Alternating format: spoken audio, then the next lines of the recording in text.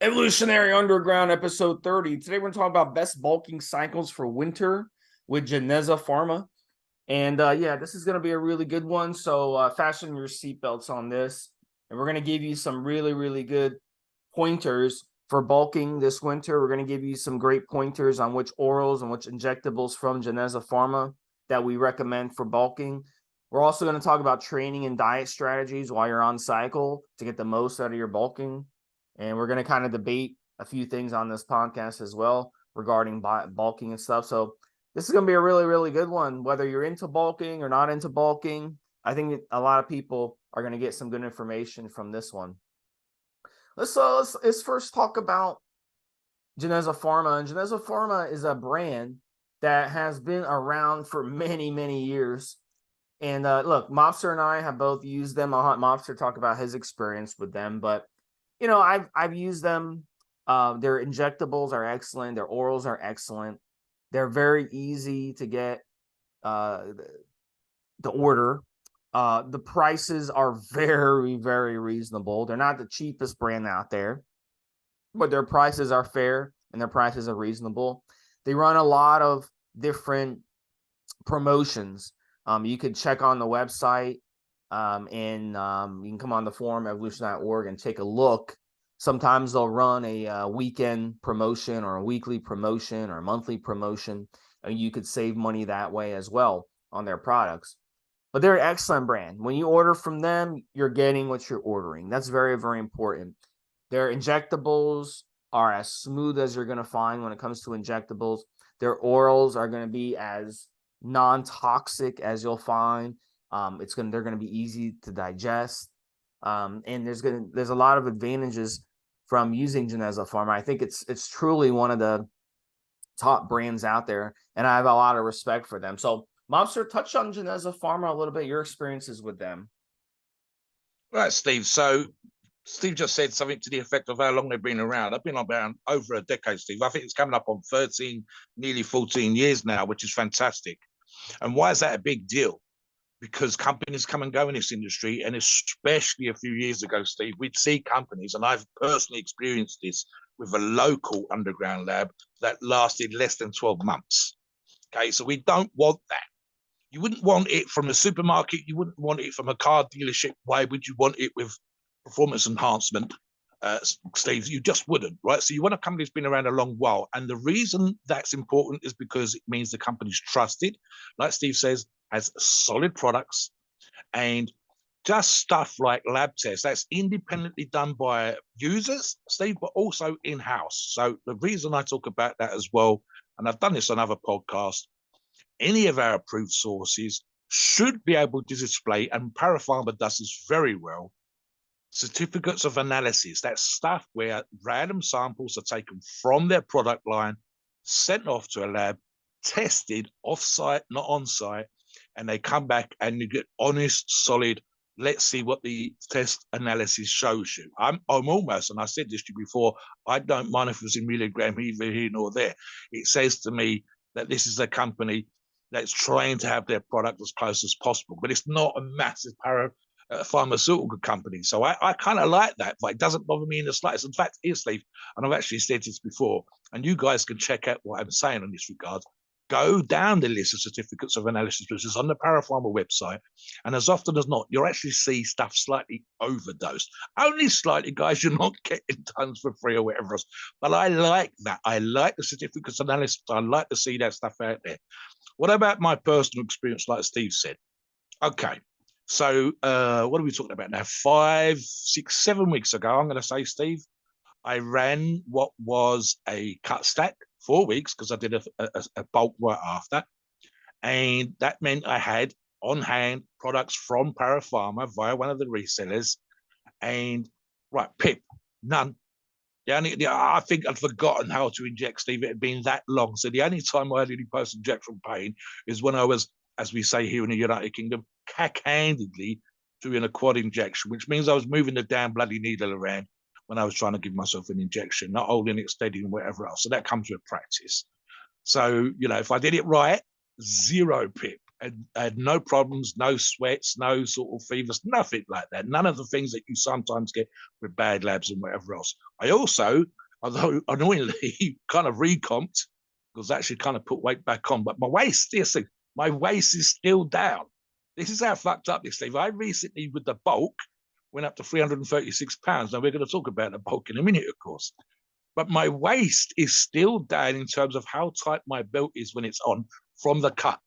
So that's absolutely amazing to me. I think I went down one size on my weightlifting belt and haven't regained that belt size back. So success there. 336 pounds recently. And again, this is following the bulk after the cut.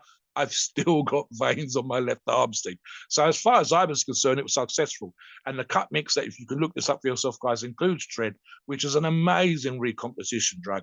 So I think I think I dropped 6 or 7 pounds very, very quickly. And then slowly over the 8 weeks, 4 weeks of the cut, gained back some of that weight to the point where, again, my waist was still down. I was slightly more vascular than before. And I'd actually put on some clean muscle tissue. So that's just how potent their products are on a cut. Now, if you guys are in a competition cut and looking to be absolutely amazing, maybe for modeling or something like that, they've got you covered. But for me, I ended up actually adding lean muscle towards the end of that cut. So yeah, I like them, Steve. They're something for me, branded, that you've tested, that you've tried, that you've personally used, not just, heard of or spoke to someone else. No, personally used this product from this company, and then they fit all the other parameters that I like to see from a UGLC, from an approved source. What do you think on that? Yeah, and absolutely. And a lot of people have said that they do testosterone replacement therapy, hormone replacement therapy, and they just got tired of having to go to the doctor, having to pay all this money to pick up their prescription from the pharmacy, having to drive to pick up their prescription, having to go, jump through hoops and pay money and pay a deductible and pay a copay and all this money just to get their testosterone to do their self TRT. And so they switched from, they were doing TRT via a doctor. So they switched to doing self TRT, where they were just doing it on their own. So they'd go and they order Geneza Pharma testosterone cypionate, testosterone enanthate, and they would get it on their own. And then they go back to the doctor to get blood work, and the doctor would be like, wow, your test levels are excellent here. They're just where they should be. If I was giving you pharmacy grade gear, well, and the doctor was like, you know what? Hey, if you're saving, $100 a month or $200 a month, just getting your own testosterone this way, then go for it, because this is good gear. And that's the stories we hear all the time about Geneza Pharma Mobster. The quality of the gear is pharmacy grade quality, and it is. And the reason for that is because the people making the Geneza Pharma products are actual professionals. They're actual people who are scientists, they're doctors, they're chemists, and these people have been trained to do this, and this is their job. And the facilities that they're producing the products are regulated facilities. They're actual labs.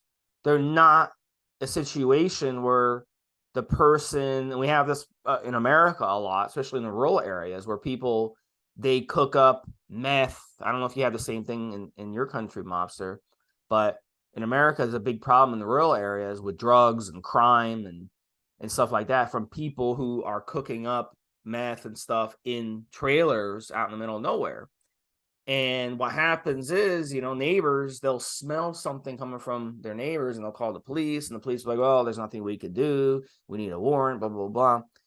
And what ends up happening is these people, once that starts happening, they'll shut down operations and switch trailers, and then they'll switch to making steroids instead, because steroids instead is going to be much less of a risk to them. And what ends up happening is they're the ones producing these underground steroids in America, and they're the ones distributing them to gyms across America. And your buddy at the gym that you go up to, and they're like, hey, I got some steroids. You want to buy some steroids off of me? Sure. Okay, it's $25 a vial. Well, that's really, really cheap. Well, there's a reason it's cheap. It's because it's junk. And that gear is going to give you infections if you use it. That gear is underdosed. That gear might be overdosed. That gear is going to be full of chemicals and metals and all kinds of things that will harm you over time, and things that your body doesn't need. Lead poisoning, all kinds of things, mercury, lead, and all those things that you could be injecting in your body. You don't know what the hell you're injecting. So, I mean, to me, it's an unnecessary risk to even purchase this crappy gear. And that's why Geneza Pharma is a step above. And Geneza Pharma is widely available. Like I said, you can come on a forum, evolution.org. Our sources sell it for a reason, because it's very, very high quality. So it's a no-brainer in my mind just to go with Geneza Pharma. So, Mobster, final thoughts on that, and then take us into the next topic, which is bulking and doing it during the winter. Steve, I just watched a video a couple of weeks ago. I think it was the Lad Bible, which is a well-known men's channel, information channel, or whatever else. And they did, me and you talked about something similar to this before.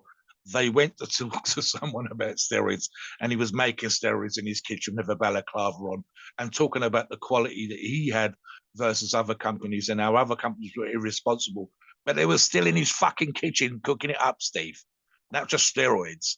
You know, guys, honestly, I've seen documentaries back in the day where they were doing pills in a cement mixer. I mean, yes, that's very similar to the actual machine that they use at a pharmaceutical company. But this was in a warehouse, and it was a hired cement mixer, Steve. It wasn't the proper machine. It wasn't done to certain levels and standards that you want. So how does this hold up? Right. So I know of labs like this. I know of labs that have been around for 5 minutes, not even 12 months, and so on and so forth. So when it comes to an approved source like Geneza, you want a company that does it properly. You want a company that spent money on proper labeling, proper lot numbers, proper manufacturing dates. You want all of these kind of things. Everything that should concern you about a label, never mind the product inside, then how the product's presented. I've not seen a single complaint of people talking about crystallization of anything in product. I've not seen people complain beyond, like I said myself, with being candid about problems with PIP, post-injection pain. All of these things are super important, and it takes a long time to continuously bring the product to that standard. It's difficult. I used to work for a company that made sausages. I can guarantee you that the quality would not be the same from one day to the next if we spent longer or quick or shorter time mixing a product or whatever else. Now, we're talking about a pharmaceutical company that's been around for, it says 12 years on the website, but I think it's actually 13 years, Steve. Real close to that. They've got 45 products. Everything got a certificate of analysis. And to be able to do that consistently is hard. But it's the reason why you last over a decade in this industry. And it's the reason why resellers take your product and sell it on. And it's the reason why you end up building a great reputation. Right, bulking. What is bulking? Okay, so this is the traditional format, and we'll talk about the new lean bulk and the reason why some people don't bulk and the reason why you should, and so on and so forth. So back in the day, and we still do this to some degree now, and we'll talk about the reasons why.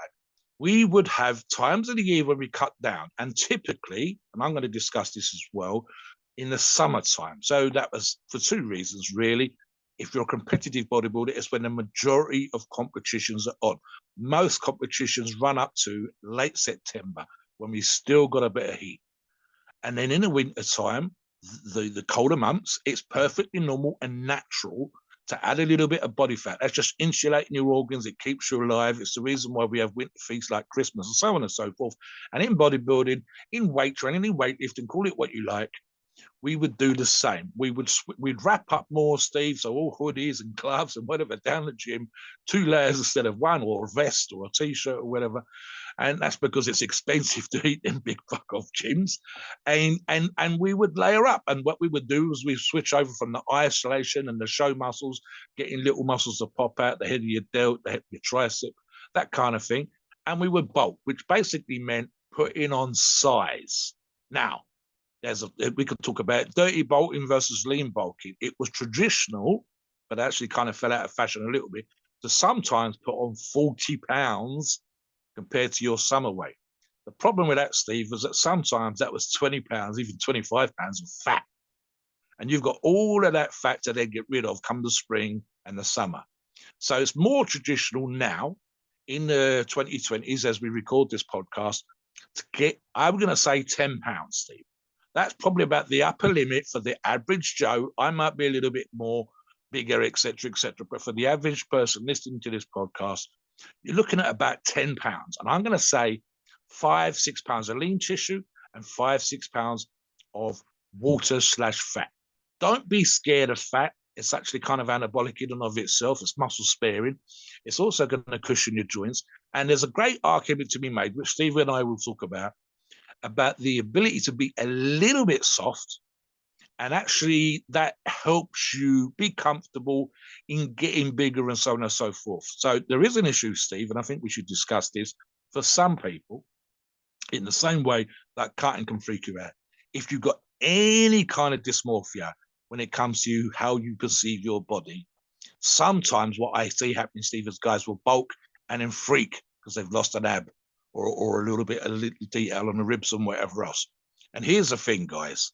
When we're talking about this sort of 5'5", 6'6", 5 whatever kind of gained tissue for the winter time, you're going to be covered up most of the time. You're not walking around in your vest and your shorts.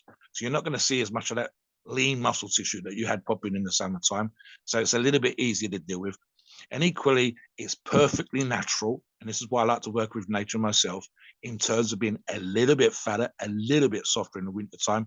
But also, as I said, supporting your joints, allowing you to get bigger with the big compound exercise. And I'll talk on that in a little while, versus what I'm going to call the influencer thing, Steve, which is unfortunately, you're almost required to be lean all the damn time. Because you're being shown every day on your Instagram, because you're on TikTok every day, because you're on YouTube every day, it can be difficult to allow yourself to get a little bit soft. And when the listeners, the viewers, the customers, whatever you've got, have expected to see you ripped 24/7, they're kind of forgetting that you should allow yourself to get a little bit softer in the winter time, that you're going to cover up and get your head around it, so sort of thing. So what do you think about bulking, Steve? What does it mean to you? Lean bulking, dirty bulking, covering up, being on display all the time. What's that mean to you? So, look, a lot of us, we come from a background of being ectomorphs, and an ectomorph, really, really skinny, and, never was the strongest kid. I can remember, I would say 3rd grade, we had to do we had to rope climb in PE, and some kids would go up there and, no problem. And I could never fucking rope climb. I had such a weak upper body. My upper body strength. I had pretty decent lower body strength. I mean, I could kick a soccer ball far and stuff, but I had very, very poor upper body. So once I started to get older and started the weight train, 14, 15, I started to build my chest. I started to build my shoulders up. And then once I got in my 20s, late 20s, that's when I really started to be like, look, I want to get bigger. I'm sick of being skinny. I've been skinny my whole life. I want to get big here. So bulking, can mean several different things. The mobster could mean one thing, to someone else it could mean the other thing. But, my bulking motivation when I first got into using steroids was I wanted to get bigger. I want to get stronger. And that's the beauty of using anabolic steroids, is they help break down the barriers that prevent that muscle growth and prevent that strength while you're on them. So that's the advantage of doing a bulk. So there's a couple different things. There's dirty bulking, there's lean bulking, there's all kinds of different definitions, which I don't like to label things, because dirty bulking could mean one thing to one person, something else another. Same thing with lean bulking. So we're actually going to get into that later in the show. But at the end of the day, for me, Mobster, pure and simple, bulking means getting bigger, putting on body weight, putting on muscle. That's bulking, adding muscle mass to your frame, adding body mass to your frame. And a lot of times the body mass that you put on isn't going to be obviously muscle tissue. You can only put on a certain amount of muscle tissue, but it's going to be a lot of body fat and a lot of water as well. So in this next segment, what we're going to get into is we're going to talk about some of these anabolic steroids, and many of them that we're going to talk about do add water retention to your frame. And you got to remember, most of your muscle is water. So if you want to really, really bulk and you want to put on 10, 12 pounds, 15 pounds or more, on a cycle, you're going to have to deal with putting on water weight, because most of our body is water, most of our muscles are going to be water, and it's going to be sloppy in a lot of cases. So you see people in the gym sometimes, and they blow up. You could tell they're up 10, 15 pounds. And then you see them a few weeks later and they've lost it all. Like, what happened there? Well, because they went on a bulking stack, bulked up, and then they came off the bulking stack and the water went away. So then that's what happened. They had the reverse situation happen in their situation. So that's basically the layman term, Mom. So I don't think it's that much complicated. So finish up that segment and then start us off with some good bulking Geneza Pharma orals and injectables and some snack ideas that guys can take a look at. We'll talk more about nutrition and training in a little while, guys, but I will cover my opinion in this particular regard. And again, I'm talking about the typical listener here. The typical listener likes to be lean and likes to have a certain semblance of being a muscular athlete in this day and age, the aesthetic over size, perhaps, and so on and so forth. And that's just the younger person's more modern outlook. So one of the things that sometimes gets discussed, and Steve's already said this, is the dirty bulk versus the lean bulk. Dirty bulk is basically eat any shit you like, which, to be perfectly honest, Steve, is fun, but ultimately we don't recommend, because as I said earlier, you end up having to lose a lot of fat and a lot of water. And it might be great walking around the size of a house, but you're out of breath. I've done that, I've been there. And, fun to eat all that food, but ultimately you're only making more work for yourself later on. So what you typically recommend now, Steve, is what I call the lean bulk, which is, as I said earlier, 10 pounds. Just enough size to become anabolic, just enough size to allow you to work on the compounds to favor your leverage, but not so much that you're struggling with having to lose a load of fat, lose a load of water, and so on and so forth. So yeah, let's get into our choices specifically and how we would run them, the dosages. And I've got some ideas about what I would call beginner levels, mid levels, and advanced levels, and so on and so forth. So we can give you sort of some tips as to how a listener could do it, and how perhaps we think professionals do it in this day and age, Steve. Back to you for a second. Yeah, so let's jump into it, Mobster. Let's jump into the next segment to bulking. So I'm going to tell you straight up, the one that worked for me when it came to bulking was the classic old school Dianabol as an oral, Decadurabolin as my injectable, and testosterone.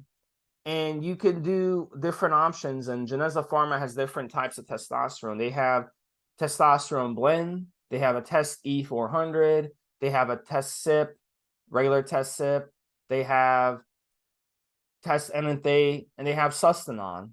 They have their Sustanon is a GP Sustanon 270. So there's different options when it comes to testosterone, whether you like using different blends or whether you like not. Now the Sustanon option does have an addition of a testosterone acetate at 20 milligrams. So with this one, it actually is a little better than the regular Sustanon, the 250 Sustanon, because it has an extra shorter ester added to it. So you would, in this situation, be okay injecting it once or twice a week, and you would get a quicker hit into your body. So I really like that little addition that they have. Now their test blend 350 is a mix of testosterone enanthate 200 milligrams, testosterone cypionate 100 milligrams, and testosterone propionate at 50 milligrams. So it's 350 total every cc. So that little addition of testosterone propionate, similar to their Sustanon, gives you a little bit of an advantage where you can go ahead and pin it once or twice a week, and you have more of it into your system quicker because of that shorter ester. So we're still pinning it not very often. Don't pin it like you would testosterone propionate, but you'd still pin it once or twice a week and get those benefits. Now, if you want to just go ahead and pin every day or pin every other day, then just go ahead and get the GP testosterone propionate, because they do have that as well. So they have you covered no matter what you're in the mood for. But the most popular selling of the GP testosterone is the good old GP Test SIP 250, and that's 250 milligrams a milliliter. You can go ahead and pin it once or twice a week. If you're doing 500 milligrams a week of it, you can go ahead and pin 2 cc's twice, basically a cc twice a week, and then that would basically do good. Now, the Deca that GP has is called GP Deca 300, and this is an awesome option because each cc is 300 milligrams. So you can go ahead and just pin 1 cc of the Deca a week. You can mix 1 cc of the Deca with 1 cc of testosterone in the same syringe. Go ahead and pin, and boom, you're done with your Deca for the week. So that's really, really cool that they have that option. So different options, whatever you're in the mood for, you can go ahead and do it. And then also, the nice thing too is if you want to go the short route, if you like shorter esters, you don't mind pinning very often, Mobster, you can go ahead and do the GP MPP 100, which is the nandrolone phenylpropionate. And with that one, you go ahead and inject every day or every other day. You're totally fine. Even every 2 to 3 days is fine with NPP. Remember, it's a phenylpropionate ester, so it's a little longer of an ester than the straight propionate. So, you know, those are really good options for you. But look, the bottom line is when you're mixing these together, and then with the Dynabol as well, that they have a GP Dynabol 50, and it's dirt cheap. Dynabol is one of the cheapest steroids out there. You can buy basically each tab is 50 milligrams. So in this one, you might want to get a pill cutter and just go ahead and chop that thing in half, or just bite it in half and take 25 milligrams a day. That's all you need. You don't want to take a full tab, 50 milligrams with this stack. But this stack is awesome, Mobster, because this is the stack for guys who came from my background, who are ectomorphs, who never had a strong appetite growing up. I can remember as a kid, you know, my mom would always yell at me, you know, Steve, finish your food. You're skinny. You eat like a bird. My grandma would get on my case. You're not eating enough. That's why you're so skinny. What's wrong with you? You got worms in your stomach, you know? And it was because I just didn't have an appetite. On this stack, your appetite's going to be nuts. So if you're a skinnier guy and you've always struggled with appetite, you're not going to have an appetite problem on this stack, I promise you. You're going to be eating like crazy. Just be prepared to double your grocery bills, because that's what's going to end up happening here. So with this one, you know, I recommend you can go ahead and kickstart 25 milligrams of Dynabol, and then you can run the Deca or the MPP along with your whatever testosterone choice you make for 10 to 12 weeks. And then that would be a good option. If you want to keep the cycle closer to 10 weeks or less, go with the MPP. But if you want to keep it at 12 weeks or maybe 14 weeks max, you can go ahead and use the Deca. You got to remember with Deca, it's a very long half-life, very long ester. So it's really going to start peaking around week 7 even. So if you're only running the Deca for 10 weeks, you know, you're not really going to see a lot of that peak. It's only going to be a 3-week phase where you're getting a peak. So, you know, keep that in mind. So those of you in that situation, you want to do a quick cycle and quick recovery type of option, you might want to go the NPP route. So again, NPP, let me explain this, because some of you may be confused. NPP, the GP NPP and the GP Deca are both nandrolone, but the only difference is the GP MPP is nandrolone phenylpropionate, while the GP Deca 300 is the decanate ester, which is a long ester. So you're comparing an ester with a 4-day half-life, 5-day half-life at the most, to an ester with a 15-day half-life. So you want to keep that in mind. It's going to take longer to reach peak in your system. And even more importantly, Mobster, it's going to take longer to be out of your system. So you want to keep that in mind. But let me tell you something. On this stack, your appetite is going to be enormous. You're going to bulk up like crazy on this stack. And you're going to get stronger on this stack. And your mood is going to be fantastic. That's part of appetite, by the way, Mobster. And when you use steroids that increase mood, they tend to also increase appetite at the same time. The steroids that don't increase mood, that make you feel like crap and make you feel moody, make you feel like a bitch, those are the steroids that decrease your appetite. So we're talking about bulking, right? Well, bulking, you want to eat more food. So it makes sense in my eyes to go ahead and run that stack. So that's the number one stack. That's why I took so long on. I kind of hogged our time on the segment, Mobster, because that's the stack for those of you who really want to bulk. So, Mobster, what are some other stacks that you like? Yeah, I'm just going to take one opportunity for a comment here. That sometimes, and I've seen this on the forums, MPP and DECA are seen almost as two separate things, whereas in reality, it's just the long version versus the shorter version. And so it gets a bit confusing for guys. And I think maybe that comes down to perhaps how they respond to the actual injectable when you're using it versus their lack of understanding of what is what. My favorite, Steve, as you know from many podcasts that we've done, and I'm going to quote the products here as well, of course, is Sust and DECA. I've talked about how I used to respond back in the day, and I just recently run a Sust and DECA stack, which is where I got to an all-time high bulk of 336 pounds. The heaviest I'd been before, ironically, was on a debowl cycle, which was 334 pounds, 150 kilos and change. So, guys, I mean, that's I say these things sometimes like it's not a big deal, but it is. It's a big deal to be this fucking big, and it's a big deal just to walk around at this kind of body weight. But again, for our typical listener, why is Sust and DECA? And I say this quite simply because it works for me. So it's easy for me to say, oh, I recommend this because I've had personal experience. And a great example of this, Steve, when I wasn't really trying to gain weight, hell, I'm not really trying to gain weight now. But back in the day, I would prepare for strength competitions. The last one of the year was, funny enough, was around this time in November, and when we would do our local sort of power challenge, and I would deliberately go from 280 to close to 300 pounds. And I did that 2 years on the trot, and both times was on a moderately mild cycle of Sust and DECA. Now, GP does a DECA 300, like Steve mentioned earlier on, and then the preference for me here, I've seen 270, I believe, on a couple of the reseller sites. But if you go to the Geneza site, they do a GP Sus 350.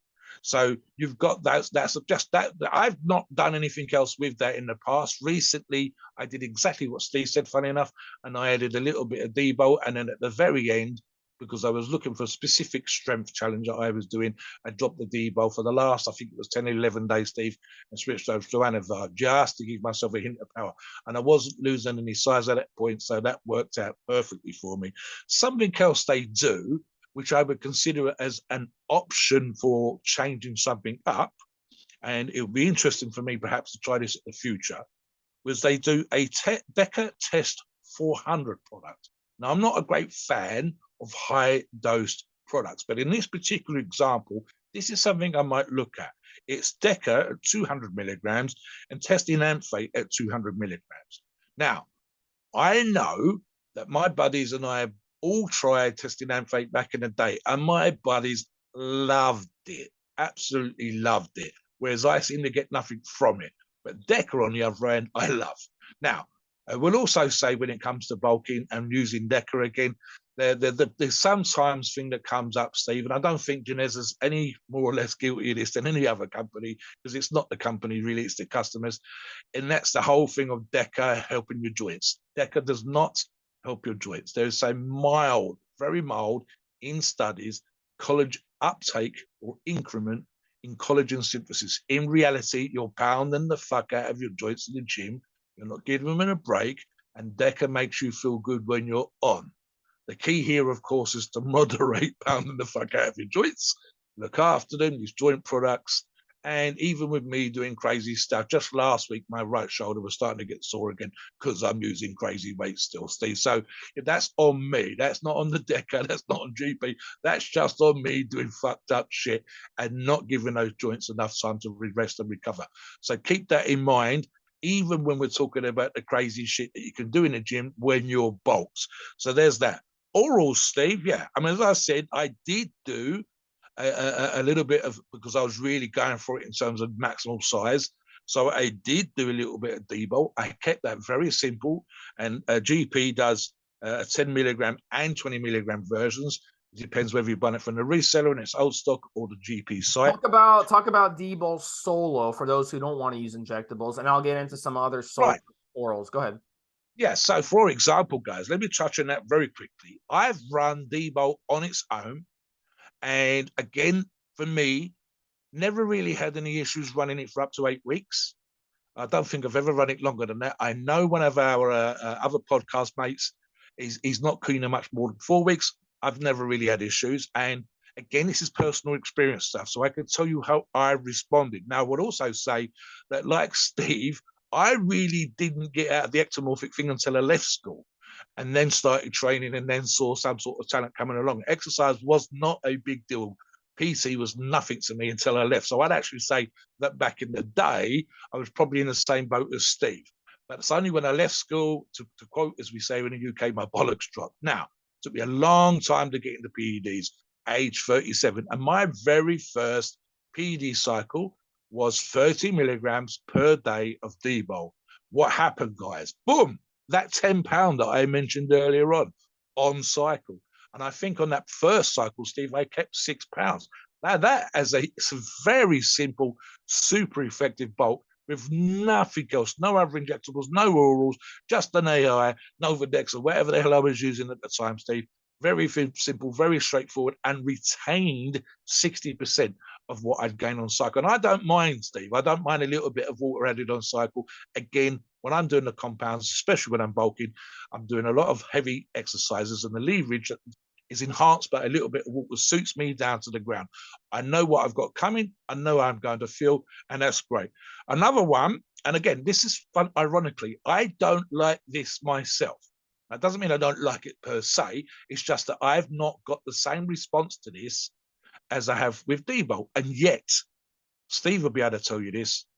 There are people out there. If I'm a fan of Debo, there are people that are a fan of Anadrol. And GP does 50 milligrams, which is a perfectly fine dose. Ironically, Steve, there's a lot of stuff that I actually discussed this on the forums last week. The medical dose of Anadrol is absolutely mental versus the PED dose. It's actually the other way around normally, where we're using in excess of the medical use for performance enhancement purposes. When we're using a gym, 50 milligrams a day, upper limits, and I mean upper limits, guys, for the length of time that you'd be on and the way that you train is 100 milligrams. But my preference is always going to be for 50 milligrams. I personally don't see a response, but that's just probably how my body's set up, how I respond to certain PEDs, and so on and so forth. There are a lot of people that love Anadrol, and I can legendary stories like gaining 20 pounds and keeping 10 pounds. If you are the kind of person that responds very well to Anadrol, then you're absolutely going to love it. Now, I know Steve's actually had positive things to say about Anadrol. What about dosages and stuff like that again? Right, so Debo, never run it at more than 50 milligrams a day, Steve. 30 seems to be the sweet spot for me. And I actually think that's probably the case for the majority of our listeners, and especially if we run it solo. Now, would I run it with other drugs? Yes, I've just said that I did. But I kept that down to the 30.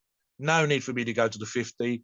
I was already getting up there in terms of size. What about the dosing for the injectables? Susten Deca again. Now, these are relatively high with the 300 milligrams of Deca and 350 milligrams. So I would probably do half a mil twice a week, Steve. So I would still be looking at around the 650 milligrams, 700, maybe 800 milligrams total, but I'd be looking for half a mil. And for me, and this is the way that I run this recently as well, Steve, when I was doing a similar cycle, Monday and Thursday, something like this, every third, every fourth day. So I'm only ended up jabbing roughly 2 times a week. What do you think on that, Steve, before we get into anything else like training and dieting? I've also got some ideas on appetite. Yeah, so there's a really good one that some of you guys are going to react really well to, and that's Tren and Equipoise together. And the reason I'm using Equipoise with Tren for bulking is Equipoise is a very mild cycle. So what you could do here is you could use the Tren a little bit lower, and then you could use the AQ a little bit higher, and you're still going to get a good effect with your bulk. Now, the misconception out there is that Tren's a cutter. And yes, for some of you out there, you can run Tren and cut really well on it. But let me tell you something. When it comes to using Tren and bulking, there might not be a better steroid for bulking out there. Whenever I run Tren, I've always hit new weight markers, and it hasn't been like a bunch of water retention either. So look, bottom line is I would go with Tren, and I would go maybe 200 milligrams a week of Tren, up to 300 milligrams a week of Tren, and then go ahead and do the equipoise a little higher, maybe 50 to 100 milligrams higher. So if you're going to go 200 milligrams with Tren, go 300 milligrams with equipoise. If you're going to go 250 with Tren, go 350 with equipoise. And GP has excellent Tren and excellent equipoise, both. And they really, really stack well together. So you can go ahead and run it 10 weeks and go ahead and run it 12 weeks. If you're going to go the long ester version of Tren, there's a GP Tren E. There is a GP Tren Ace, which is a shorter ester of Tren, and that works really well as well. So you can go either way with that. And look, the bottom line is they're really, really good steroids for bulking. And you'll notice when you're on Tren, you're carb craving. So that's really, really cool, because you can spread your carbs out throughout the day and you can have really, really good results while you're doing that. So when it comes to equipoise, look, the bottom line with equipoise is that a lot of people run it and they're like, well, I have a really, really good bulking on equipoise. I feel really, really good on it. It doesn't cause a lot of side effects. And you get a mild appetite increase on equipoise. It is a testosterone derivative. But the bottom line good thing about this cycle is you don't have to worry about estrogen issues. You will have to worry about androgenic issues.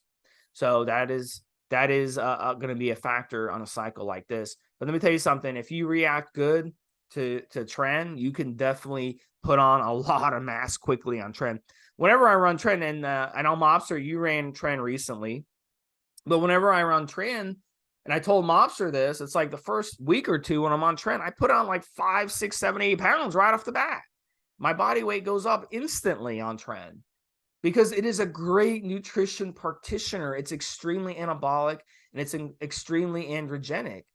So I don't see why people think that Tren isn't a good bulker. That's just false. And, it's just not true. It is an excellent bulker. And it's going to be, some of you, like I said, will run it, and you can cut on Tren as well, but you could damn well bulk on Tren as well. You can definitely bulk on Tren. So it really helps when you're running Tren, in fact, to spread out your carbs, because this kind of gets into our next segment, Mobster, about diet. When it comes to using these steroids, good complex carbs, the sweet potatoes, the brown rice, you can make some good high quality pancakes. What I do is I use coconut flour on the pancakes, and I use raw honey to sweeten it up, or you can use raw maple syrup. That's a really, really good way to spread out your carbs. Fruit is your friend on Tren. So you're adding these lots of carbs on Tren, and you're going to get that good nutrient partitioning effect where your muscles get bigger on it, and you really, really get those effects. So I have a lot of respect for Tren when it comes to bulking. I'll jump in here just for a second to support something Steve said, and I touched on this earlier. Guys, I was doing a cut with a product that included Tren as part of its makeup, and I ended up recomposition, Steve. I started off losing weight straight away. The cut was more cardio. I tripled. I think I was doing 3 walks a day instead of 2 walks a day. My calorific intake was way less than normal. I barely hit some of the numbers on the calorific intake. A lot of days, the actual target number was less, and so on and so forth. And yet again, by the end of the cycle, Steve, I was starting to have recomposition from the Tren. And it was exactly like Steve said. It took me about 2 weeks. But by the end of the second week, I was starting to put weight back on, lean weight. So for me, Tren is one of those things. I didn't like necessarily how I felt on Tren, that quote unquote toxic sensation. Some of you absolutely love it because it's literally a drug. Well, I feel it working, Steve. I feel amazing. I feel like a god in the gym. And I've seen people say stuff like that. Me was slightly different. Don't get me wrong, guys. No problems with the training, but I hated how I felt doing the cardio. That was probably, as Steve said, because I do like my carbs. literally because I was eating a lot cleaner, so there was problems with energy. And yet perversely again in the gym, no problems. And as I said, towards the end of the cycle, actually started to add muscle on. So I'm definitely a responder to training, even if I don't like how I feel on it. Something on the food, Steve, and I will say this as well, right? This is actually an issue, I would say, for a good proportion of our listeners. And you and I talked about our ectomorphic start. So I'm going to touch on this.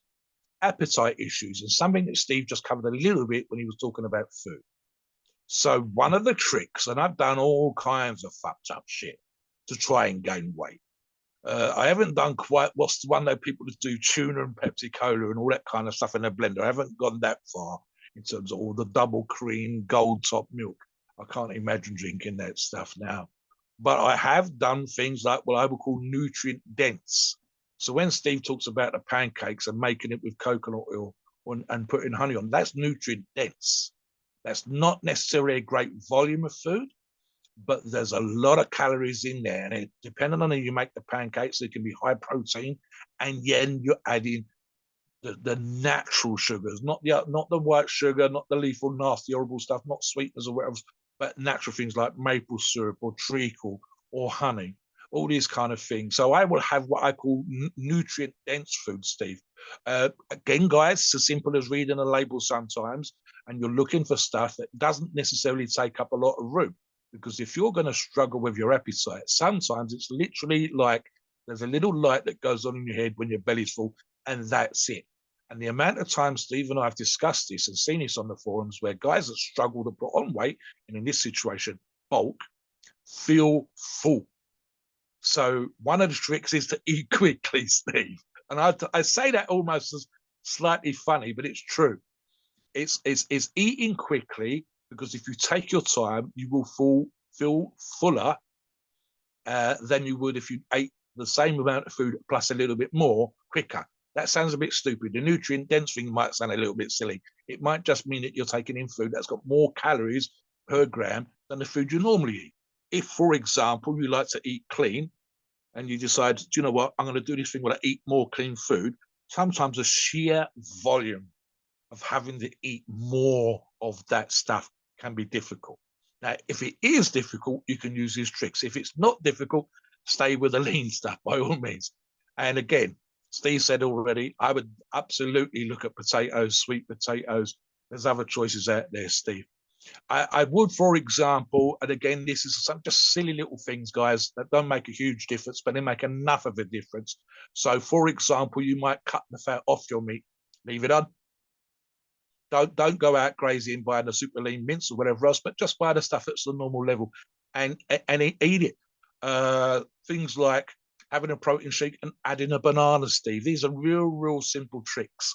One of the things, funny enough, and it's not part of what we're talking about today, but I would include it purely and simply because it does seem to include an appetite boost for those of you that need it. And I did have this in the initial few days when I used it, haven't had it since.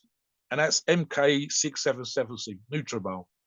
For a lot of listeners, if you've not used this and you do struggle with appetite, have a look at this. And the way that I would use it for you is in the morning versus the evening, because it can also enhance your sleep. The evening would be great if you want sleep enhancement, but morning if you want appetite enhancement. So again, that's just for you to struggle with appetite. On the flip side of that, Steve, and because we're still talking about bulking, if you was someone that was overweight, I would definitely go with the quote unquote the leaner bulk. I would definitely have you enhance the healthy levels of food that you're already eating with more healthy food. And you want to don't get into that thing, Steve, of I can eat anything because I'm on a bulk, because that was definitely the way that we used to do things, but that is a slippery slope. So I'd much rather you do something like that. What else? Appetite's a weird thing, Steve, and I touched on the dysmorphic thing earlier on, right? So bear in mind, as I said earlier, you're not eating to be a sloppy pig. This is not if it fits your macros. You don't go out there and do crazy shit just because you're on a bulk, because you're only making it hard work for later on. What you're really looking to do, think of it as an anabolic phase versus a cutting phase. Getting bigger and stronger. It doesn't have to be pounds and pounds of muscle. You don't have to put on 30 or 40 pounds, guys. That isn't necessarily the thing. And I have seen crazy stuff like I'm 180 right now, I want to be 230 in 2 months. Not going to happen. I would much rather, for example, Steve, and Steve said this earlier on, I'm not personally not a great fan of overlong cycles. So, for example, I've only ever done one 16-week cycle in my life. And again, I'm touching upon the winter time. So here's how I might do a run up and then introduce the anabolics at the after I've already started. So the bulk for me would actually start probably 4 weeks before the anabolics come in, Steve. I would change over to, let's say, for example, November, December, January. November would be getting ready to bulk. And what do I mean by that? I would switch from the isolation exercises. I'm starting to cover up. It's starting to get cold. The nights are starting to draw in, as we say. It's getting darker earlier. So I'm more likely to be wearing long sleeve stuff. So I'm going to introduce more compounds, less isolation, and I'm going to start to get comfortable with that. I'm also going to be looking at my diet. It doesn't have to be super lean. The salads are going to start to disappear. Steve and I talk about seasonal products from the supermarket, organic products from the supermarket. So I might start stocking up on eggs, Steve, bacon and hams, but again, the local stuff, the organic stuff. And then 4 weeks in, I've kind of practiced getting myself ready. And I've also got into that whole appetite thing, training thing, covered up thing, whatever, the sort of psychological aspect of it. Now I introduce the anabolics. And I'm probably running for 8 weeks. Maybe, as Steve said, at a push, and especially if the dosages are towards the lower end, 12 weeks. And that pretty much covers me through Christmas and right to the end of January and maybe a little bit beyond. Just as the spring starts and it all starts to get light again.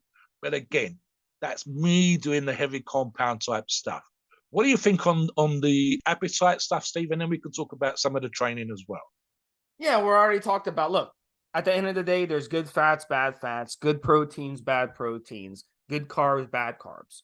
All right. So, this thing where, people are scared. You look, you got to eat quality muscle building foods. And, I literally on a day-to-day basis have debates with people on the forum about this who don't get it. Like people on the forum, they want to eat cereal. They want to eat Cheerios. These are kiddie foods, Pop-Tarts. These are kiddie foods. Okay. They want to drink things like, like sports drinks, or they want to drink protein shakes, or they want to drink things that no animal on earth drinks these. Our ancestors didn't drink these. Dinosaurs didn't walk around drinking Powerade before a big fight. The T-Rex was going to fight the Brontosaurus. He didn't, take a bunch of Powerade before. No, he drank water. The lizard in your backyard drinks water out of a puddle. Okay. So I'm just saying, let's stick to what our bodies, our DNA structure to consume. And it's good quality foods all the way, whole foods. Stay away from the junk food. Stay away from the fake foods, things that are packages, refined oil, refined flours. All this stuff doesn't belong in the body. You got to eat muscle building foods. And look, this is what I do with my clients, the skinny clients that come to me and the fat clients that come to me, both. I switch them to high quality muscle building foods.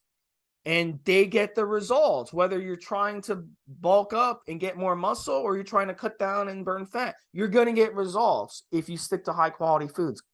So come on the forums and listen to our other podcasts where I get more into this. It's very important. And look, at the end of the day, that's like I told someone a couple of days ago, he was doing a log and he's like, help me with I'm like, look, chicken, brown rice, and broccoli. That's a staple bodybuilding meal for a reason, because it's simple. Now, of course, you want to get good quality chicken. You want to prep it properly. You don't want to cook it in hydrogenated oils. You want to cook it in good quality. Cook it properly. Bake it, put it in the air fryer, or grill it, lightly grill it. Don't over grill it. Don't char it. Then it becomes cancerous. I mean, it becomes carcinogenic. You still got to cook your food properly. Brown rice, you got to use, add in, some unrefined coconut oil and some salt, and then put your rice in the rice cooker. Boom, it's going to be done. Broccoli, steam the broccoli, and it's done. Add some salt if you want flavor. That's it. You don't need to drench your broccoli in cheese and drench it in sauces and drench it in all this other crap that I see people do. Don't come to me and say, Steve, I'm eating properly. And then you show me what you're eating. And it's chicken, brown rice, and broccoli smothered in soy sauce that you got from the supermarket, full of garbage. And then you're like, oh, my stomach hurts afterwards, Steve. This food makes my stomach hurt. Well, no shit, it makes your stomach hurt because you're putting poison in your body when you're doing it. You're ruining the food. You have to learn to eat these foods properly, and you could still marinate the chicken and make it taste good. You can use paprika, black pepper, salt, some coconut oil, and lime or lemon, and that will liven up the chicken.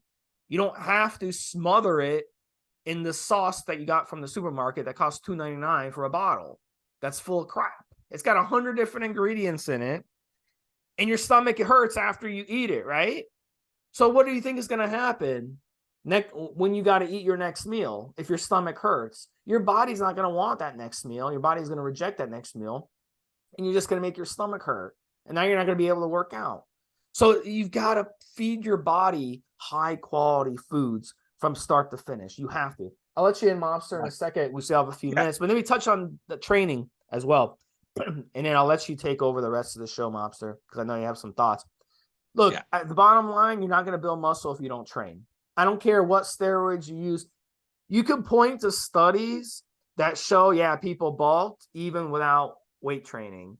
Okay. But those are in situations where people were suffering from muscle wasting already. All right. So they took the anabolic steroids and they were able to put on muscle without even weight training, just sitting on their ass. But that's a different situation. If you're in a situation where you're already training, you're already a gym rat, you're already in a situation and you want to use anabolic steroids, you have to take your training to the next level. You have to push yourself to the next level. And that's going to be very, very important to get proper results when it comes to bodybuilding and when it comes to weight training and putting on muscle. So you have to stress the muscle out. You have to work the muscle. You have to train the muscle to get bigger and get stronger. That's where you're going to see the results of your bulk. All right. And that's where you're going to be able to take advantage of anabolic steroids that have a tremendous effect on your ability to bulk up because they do that incredibly well.